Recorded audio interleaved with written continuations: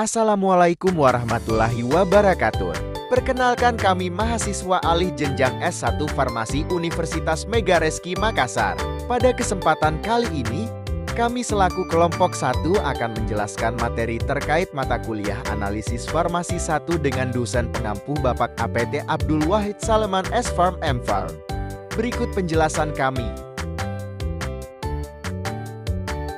Perkenalkan, saya Muhammad Yusuf Bahar dengan NIM D1B1222114. Nah, pada kesempatan kali ini saya akan menjelaskan terkait mengenai insulin babi.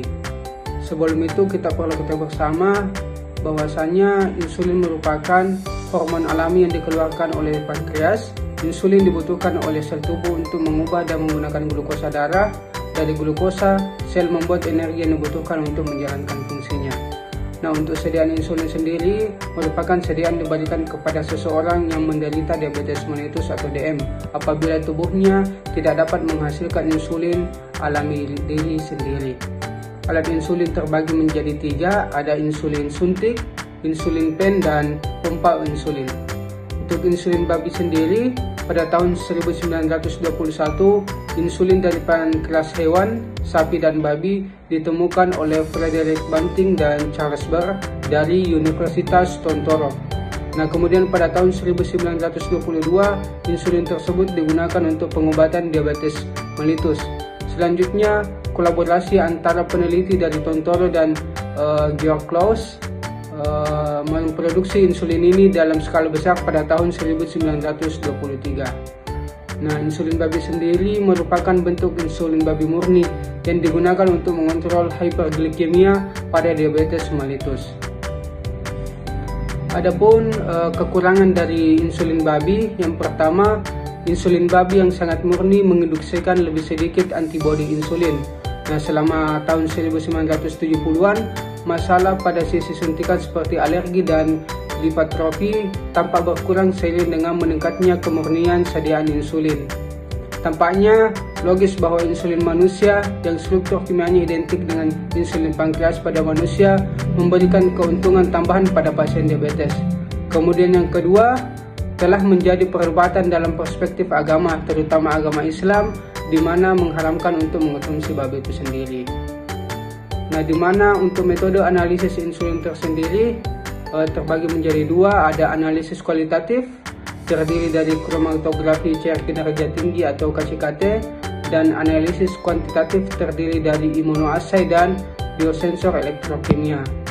Nah, untuk analisis kualitatif kromatografi cair kerja tinggi ini merupakan metode kromatografi yang dikembangkan untuk mendeteksi insulin analog dan metabolitnya. Prinsip dasar metode ini berdasarkan pemisahan senyawa insulin analog dan metabolitnya dengan media cairan bertingkat tinggi atau bertekanan tinggi, dan deteksi senyawa dengan detektor ultraviolet dan spektrometri massa. Kemudian untuk analisis kuantitatif yaitu imunoassay merupakan teknik yang sangat umum digunakan dalam analisis obat terlarang dalam materi biologi. Teknik ini menggunakan anti-drug antibody untuk mengidentifikasi obat dan metabolitnya di dalam sampel atau materi biologi. Kemudian untuk analisis kuantitatif biosensor elektrokimia, untuk metode deteksi insulin ini dengan biosensor elektrokimia sedang dikembangkan. Biosensor elektrokimia merupakan perangkat yang bekerja berdasarkan pengukuran arus dan atau tegangan untuk mendeteksi pengikatan insulin dalam elemen biosensor itu sendiri. Nah, biosensor akan berikatan secara kovalen dengan insulin dari sinyal elektrokimia dari insulin diukur dengan voltameter. Nah, adapun beberapa contoh insulin yang mengandung gen babi yaitu seperti hipurin, kemudian ada kaninsulin, kemudian ada vetsulin, dan yang terakhir ada iletin 2. Nah, mungkin itu yang dapat saya sampaikan. Lebih dan kurangnya mohon dimaafkan. Nama saya Nisa Saraswati dengan NIM D1B12290. Di sini saya akan memaparkan materi yang berjudul sildenafil pada jamu. Kita ketahui bersama sildenafil merupakan obat baru yang digunakan dalam pasaran, di mana obat proteinnya yaitu Viagra dan Revatio. sildenafil merupakan senyawa yang lebih dikenal dengan istilah antihipertensi golongan inhibitor. Selain digunakan dalam terapi disfungsi ereksi, sildenafil juga digunakan dalam pulmonary arterial hypertension.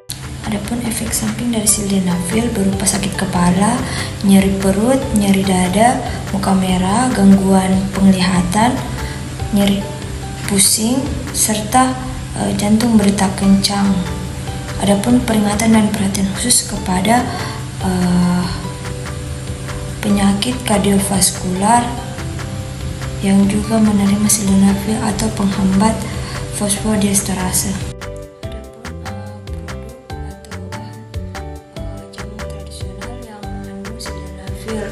Berupa urat madu black, kaplet C100, Africa Black Ant, herb Viagra, Viagra Gold, obat kuat dan tahan lama urat jantan, beruang putih, tangkur ganas, serta Hammer of Thor. Produk-produk tersebut mengandung sildenafil sitrat, di mana belum terdaftar di Badan BPOM.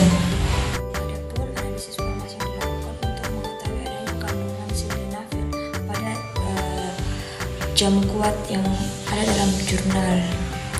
Analisis senyawa sildenafil sitrat ini menggunakan metode kromatografi lapis tipis serta kromatografi cair spektrometri massa yang disampling pada 2 kecamatan, yaitu Kecamatan Bogor Barat dan Tanah Sareal, hingga diperoleh 32 sampel, di mana 18 sampel itu dari Bogor Barat diberi kode A dan 14 sampel dari Tanah Sareal diberi kode B.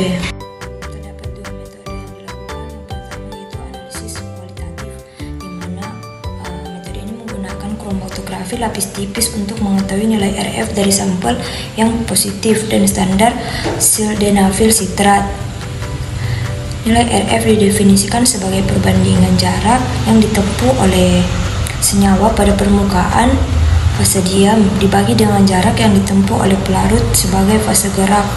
Semakin besar nilai RF yang didapatkan, maka semakin besar pula jarak bergeraknya senyawa tersebut pada plat kromatografi lapis tipis. Senyawa yang memiliki RF lebih besar artinya mempunyai kepelaran yang rendah, begitupun sebaliknya. Kemudian yang kedua yaitu analisis kuantitatif. Metode ini menggunakan kromatografi cair spektrometri massa, di mana untuk mengetahui kandungan sildenafil sitrat positif pada sampel jamu kuat. Pada uji kualitatif, hasil KLT kromatografi lapis tipis dengan mengelusi metanol klorofon, perbandingannya yaitu 4:1, terdapat 5 sampel dan menunjukkan nilai RF yang mendekati standar sildenafil sitrat, yaitu 0,83. Pada kode sampel A4 nilai RF 0,84, A13 nilai RF 0,84, A17 nilai RF-nya yaitu 0,82, serta B11 nilai RF-nya 0,83 dan pada B14 nilai RF-nya yaitu 0,83. Hasil uji menunjukkan bahwa 5 dari 30 sampel jamu positif mengandung sildenafil sitrat, di mana diketahui waktu retensi sampel yang muncul berada di area waktu retensi standar dan massa permuatan dari sampel sesuai dengan massa permuatan dari standarnya. Hal ini menunjukkan bahwa masih terdapat bahan kimia obat yang tidak diizinkan menurut Peraturan Menteri Kesehatan Republik Indonesia Nomor 246 Tahun 1990 untuk dijual dan dikonsumsi oleh masyarakat. Baik, sekian materi yang dapat saya sampaikan. Lebih mohon maafkan. Assalamualaikum warahmatullahi wabarakatuh. Perkenalkan, nama saya Nur Afni Siti Aulia dengan NIM D1B122412. Langsung saja, di sini saya akan memaparkan atau menjelaskan dalam video ini tentang materi sibutramine HCl pada jamu perangsing.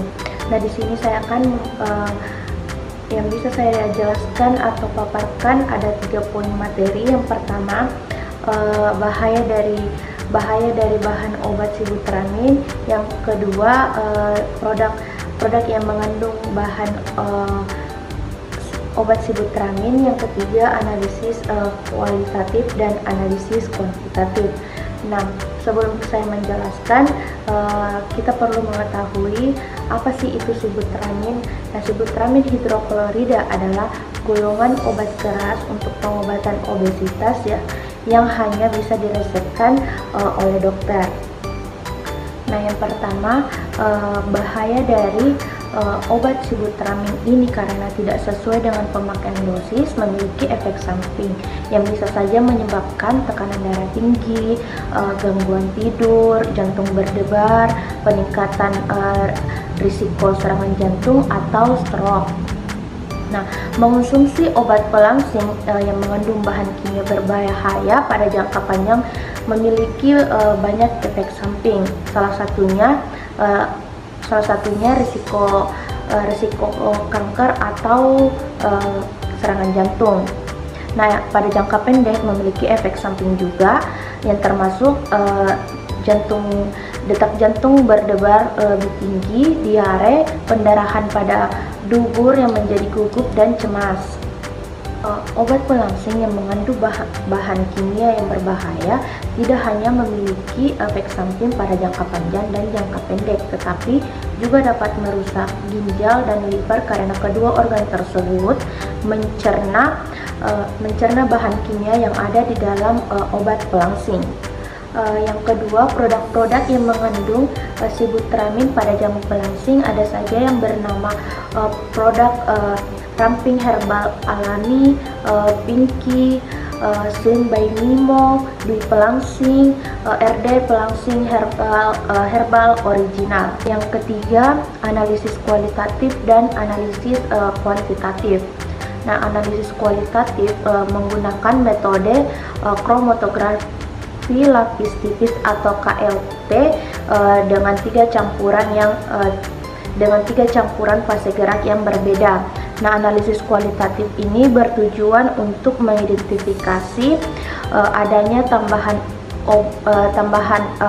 bahan obat kimia obat Sibutramine pada jamu pelangsing. Selanjutnya, analisis kuantitatif. Nah, pada jamu pelangsing yang mengandung bahan kimia obat Sibutramine kemudian dianalisis kuantitatif menggunakan metode spektrofotometri UV-Vis. Nah, analisis kuantitatif ini bertujuan untuk mengetahui kadar senyawa Sibutramine yang ditambahkan ke dalam sediaan jamu pelangsing. Baik, itulah tadi materi yang bisa saya paparkan dalam video ini tentang Sibutramine HCl pada jamu pelangsing. Kurang dan lebihnya mohon dimaafkan. Assalamualaikum warahmatullahi wabarakatuh. Selanjutnya saya serahkan ke pemateri berikutnya. Perkenalkan, saya Vincentia Septiani. Selanjutnya saya akan menjelaskan mengenai kandungan merkuri dalam suatu sediaan kosmetik. Kosmetik itu sendiri merupakan suatu bahan ataupun sediaan yang digunakan pada bagian luar tubuh manusia seperti epidermis, rambut, kuku, dan organ genital bagian luar tubuh manusia lainnya yang digunakan untuk membersihkan, mewangikan, memperbaiki penampilan, dan memelihara tubuh dalam kondisi yang baik. Nah, merkuri merupakan salah satu bahan yang berbahaya dan beracun. Biasanya berbentuk logam berat yang berbentuk cair, berwarna putih perak, serta mudah menguap dalam suhu ruangan. Merkuri biasanya digunakan dalam industri pengelolaan bahan-bahan kimia sebagai bahan dasar pembuatan insektisida dalam pertanian.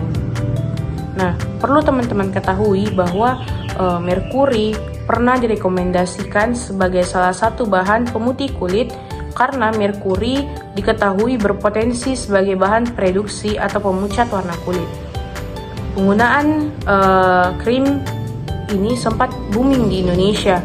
Biasanya diedarkan dalam bentuk foundation ataupun night cream.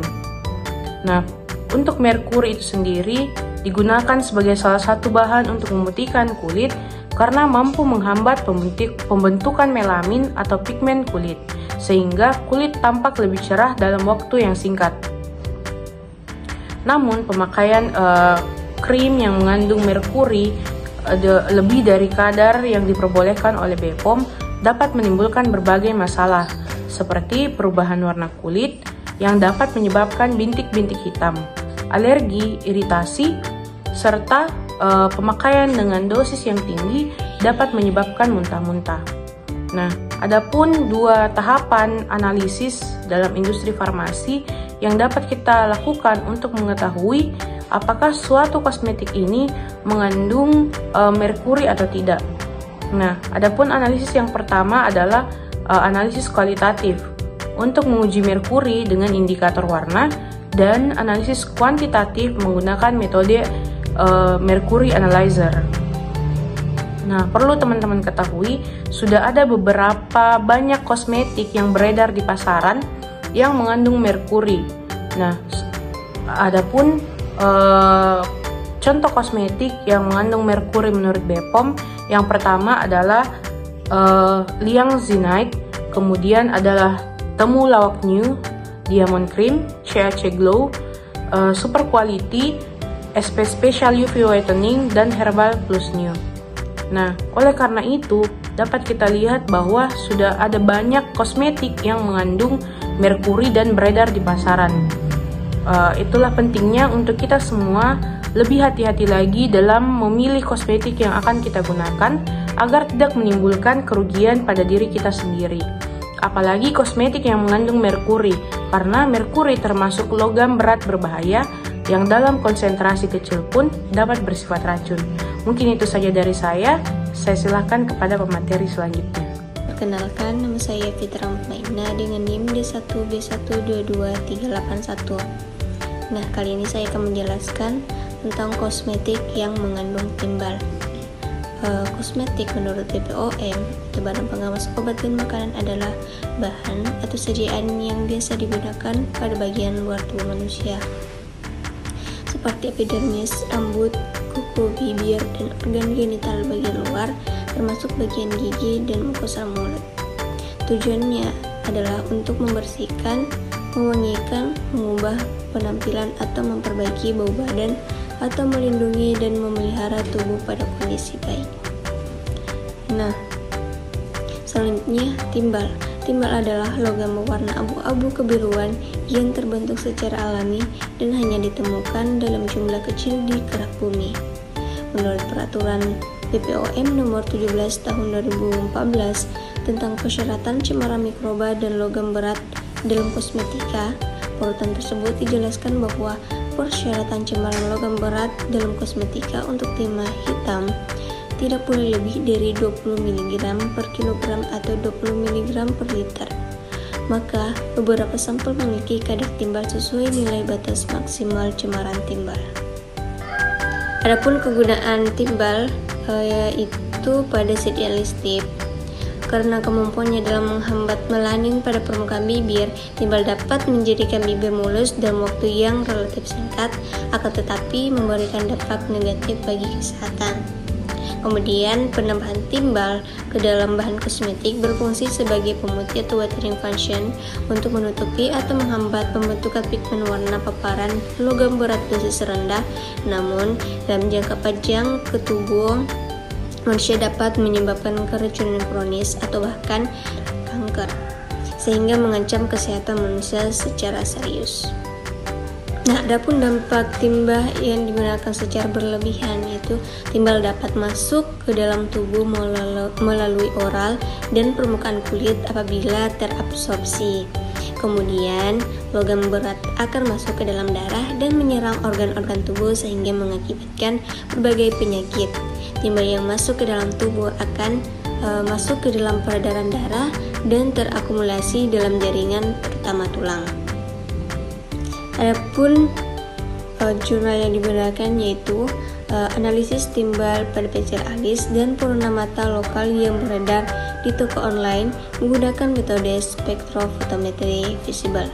Nah, penelitian ini bertujuan untuk mengetahui kadar timbal pada kosmetik pensil alis dan purna mata yang beredar di toko online, memvalidasi metode analisisnya, menguji kesesuaian kadar timbal dengan persyaratan BPOM, serta untuk mengetahui apakah produk tersebut aman digunakan atau belum berdasarkan baku mutu yang telah ditetapkan. Bahan sampel yang digunakan untuk penelitian penelitian adalah produk kosmetik Purna Mata dan pensil alis lokal terregistrasi BPOM yang dibeli di toko online. Penelitian ini menggunakan metode kualitatif dan kuantitatif. Cara untuk mengetahui kosmetik tersebut mengandung timbal yaitu kita menggunakan uji kualitatif dan uji kuantitatif. Nah, uji kuantitatif itu dengan menggunakan reaksi KCN dan K2CrO4. Uji kualitatif dengan reaksi KCN yaitu semua sampel pensil alis dan Purna Mata menunjukkan hasil positif di mana terbentuk endapan putih setelah ditambahkan larutan KCN, menandakan sampel tersebut mengandung logam timbal. Nah, kemudian uji kualitatif dengan reaksi K2CrO4 yaitu semua sampel pensil alis dan Purna Mata menunjukkan hasil positif di mana terbentuk endapan berwarna kuning setelah ditambahkan larutan K2CrO4, menandakan sampel tersebut mengandung logam timbal.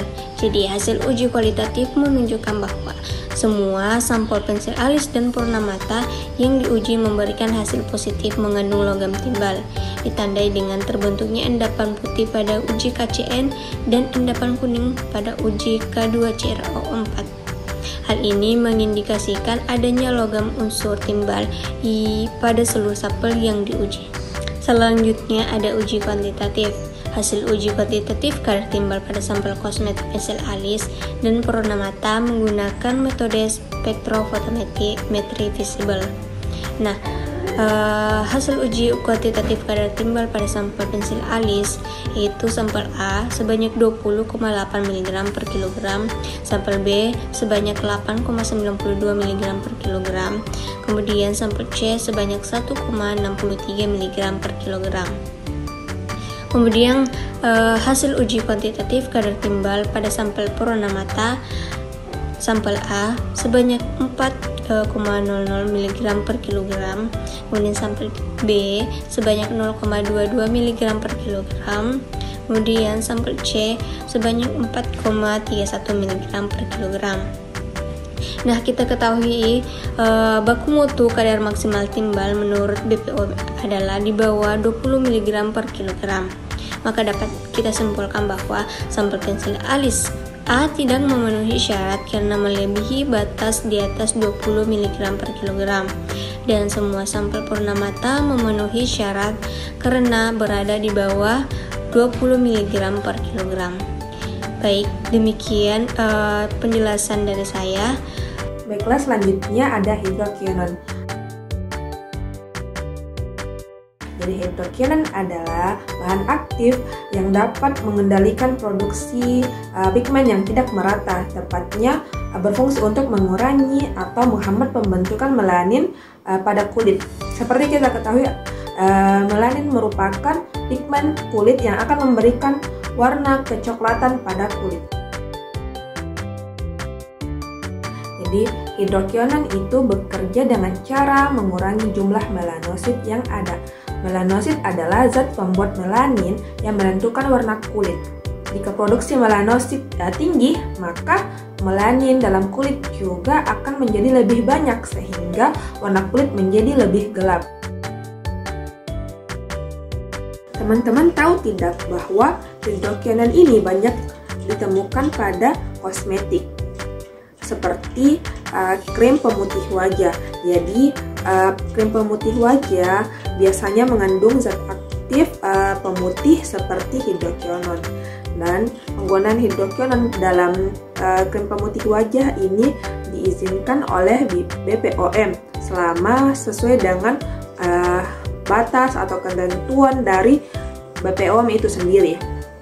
Ketika krim pemutih yang mengandung hidroquinone ini digunakan tidak sesuai dengan ketentuan yang ada, seperti penggunaan yang dalam jangka lama dan di bawah sinar matahari langsung, maka dapat mengakibatkan noda hitam dan benjolan kekuningan pada kulit yang disebut dengan okrosinosis, yang dimana okrosinosis ini akan bersifat permanen pada kulit.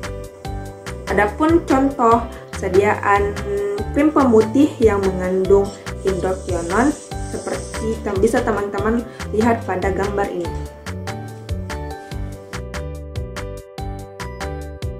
Nah, untuk mengetahui sebuah kosmetik itu mengandung hidroquinone atau tidak dapat dianalisis menggunakan dua cara, yaitu secara kualitatif dan kuantitatif.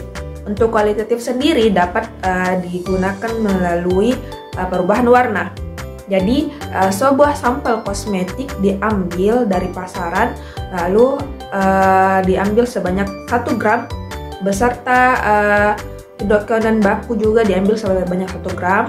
Lalu disimpan di plat tetes dan ditetesi dengan FeSL3. Ketika ditetesi dengan FeSL3 sebanyak 3 tetes, jika terjadi perubahan warna hitam pada krim tersebut, maka krim tersebut dinyatakan mengandung hidroquinone. Analisis selanjutnya yang menggunakan kuantitatif. Untuk kuantitatif ini dapat menggunakan spektrofotometri UV vis. Adapun cara penggunaannya yaitu sampel diambil lalu diberikan masing-masing kode. Setelah itu sampel dipreparasi dengan metanol dan dianalisis dengan spektrofotometri UV vis. Nanti hasil analisisnya ini dapat menentukan kadar dari masing-masing sampel. Jadi untuk adapun kadar atau ambang batas yang diizinkan BPOM untuk penggunaan hidroquinone dalam kosmetik yaitu sebesar 2%. Jadi mungkin itu dari saya kembalikan ke teman saya. Perkenalkan, nama saya Mercy Nalamba dengan NIM D1B12344. Di sini saya akan lanjutkan materi tentang kosmetik. Kosmetik adalah sediaan atau penggunaan bahan yang siap digunakan pada bagian luar badan, tetapi tidak dimaksudkan untuk mengobati atau menyembuhkan suatu penyakit. Formalin.